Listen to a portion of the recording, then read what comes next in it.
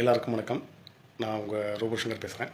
இந்தியாவோட எல்லாருடைய மனசையுமே அப்படி உருக்குலைய வச்சிருச்சு. இது ரொம்ப கஷ்டமாக இருக்குது பார்க்கும்போது, கேட்கும்போது.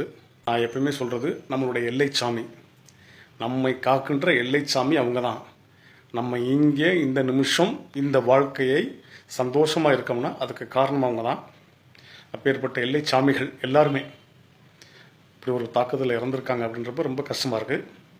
ரொம்ப பெருமையாக இருக்குது, அதே சமயம் கஷ்டமாக இருக்குது. பட் இனிமேலும் தமிழக இராணுவ வீரர்கள் எந்த இடத்துலையும் அந்த மாதிரியான ஒரு அசம்பாவிதம் நடக்கவே கூட. தமிழகம் மட்டுமல்ல, இந்தியாவில் எந்த இராணுவ வீரனும் இனி அந்த மாதிரி ஒரு அசம்பாவிதமே நடக்கவே கூடாது. அதுக்கு நாங்கள் கடவுளை பிரார்த்திச்சுக்கிறோம். அது ஹிந்துவாக இருக்கட்டும், முஸ்லீமாக இருக்கட்டும், கிறிஸ்டினாக இருக்கட்டும், எல்லாருமே ஒன்று சேர்ந்து பிரார்த்திக்கிறோம். ஏன்னா நீங்கள் தான் எங்களுக்கு கடவுள், எங்களை காக்கிற எல்லை சாமி நீங்கள் தான். ஸோ இந்த மாதிரியான ஒரு விஷயத்தை பார்க்கும்போது ரொம்ப கஷ்டமாயிருச்சு. எனக்கு தெரிஞ்சு என்னால் முடிந்த, நான் ஒரு சாதாரண கலைஞன் தான், என்னால் முடிஞ்ச ஒரு தொகை நம் தமிழக வீரர்களை இழந்து வாடும் அந்த குடும்பத்திற்கு தலா 1 லட்ச ரூபாய் நான் கொடுக்கணும்னு ஆசைப்பட்றேன்.